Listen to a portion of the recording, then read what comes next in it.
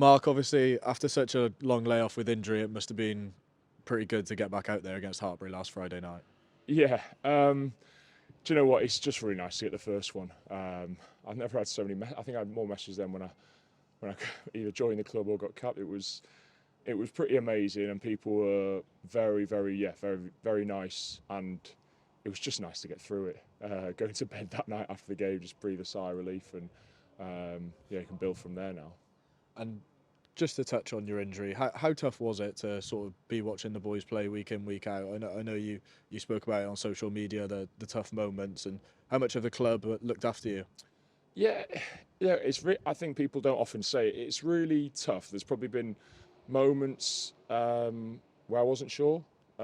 Genuinely thought there was times when it was starting to think that that might be it. It was that bad. And they've been amazing. What a team we've got here was. You get so fortunate that you get great people around you. I got to say again, I said it to them already, but Reece and Pam, the people who looked after me day to day, but then the whole department of different people checking in different times. Yeah, it's a special group, and you do feel very fortunate to have that team around you. And then, like I touched on already, the support from home is incredible. Just giving you something to keep coming in and keep trying to get better for.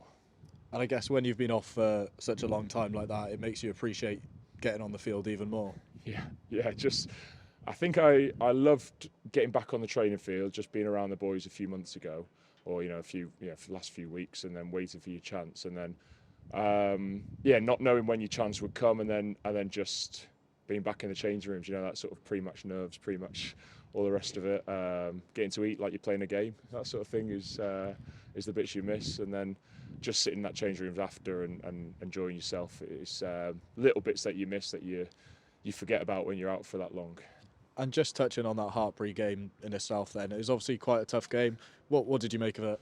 I mean, I don't think I'll be watching it back. We've analysed it. We've put it to bed. I'm not sure it's one to put any highlights from, but it will always be a special game now for me. The one that you came back from, but I think in my head it was just getting through 75 minutes, looking to the touchline, thinking, when's your number coming up? But it was get through that and build on that now. And it was a chance to show George and show yourself that you're fit and ready to be selected. And obviously a nice little assist from you as well. Yeah, I think I've been ridiculed for a celebrate. I think it was 11 months of frustration poured out into celebrating it. So, it was. Do you know what? It was one of those things that I usually give myself quite a hard time about mistakes as well, but I've sort of let myself off that game and move on and sort of smile through it, but properly start to focus again on the task at hand. Yeah, and ultimately 5 points moving forward in a great position to reach the semi-finals of that cup competition now. Yeah, and George has been clear from minute one. I think he's picked a team every week that he thought could go and win that game, and then in a bigger picture, he'd be looking at the idea of winning them all. So, and we've enjoyed it. I think that's the main thing. The whole squad's got to play, and everyone's bounced through games and supports each other. And I think we've enjoyed it, and you felt it sort of ripple through the squad and the crowd.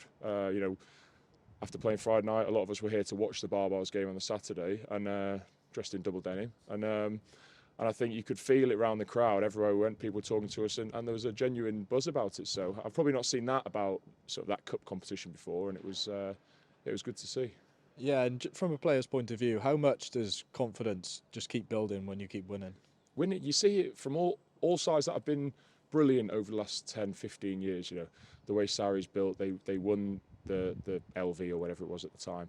They won that competition, and they went on, and all that squad of players went through to build. We've got an amazing young squad of players that are all coming through together. All play school rugby together, all play county rugby together, and they're the types of things that you want to try and harness and build off the back of.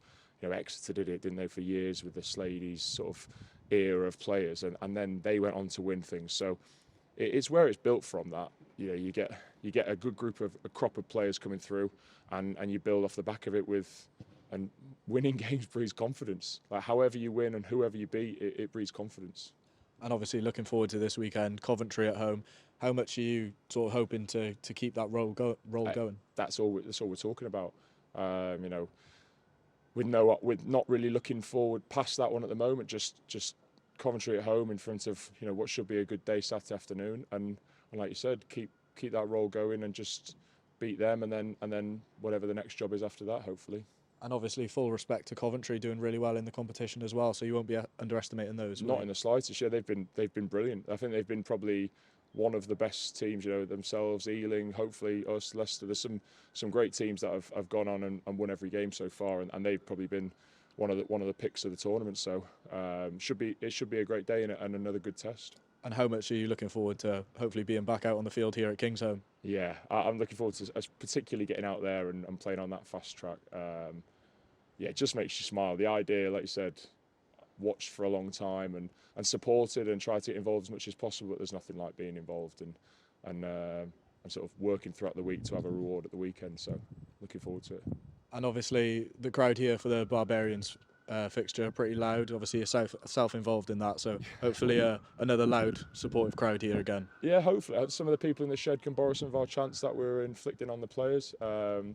I think they enjoyed it. There was some good interactions with the crowd over there. So yeah, that's what you want to hear. That's what, like I said, touched on. You've lived for those moments that you've missed, and to hear it again running out on Saturday will be pretty special. Yeah. On a serious note, obviously you were enjoying your day on Saturday, but how nice was it to get amongst it in the shed and get amongst the fans? Genuinely, we loved it. We went across there.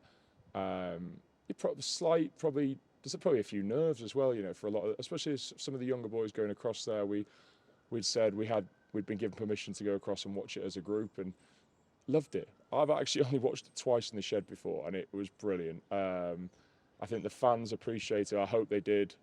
They all seemed to get involved with what we were doing and how we were doing it, and yeah, there was just obviously it was the Barwell's game as well, so it was a good atmosphere. But I think that's what shows this club's a special place, isn't it?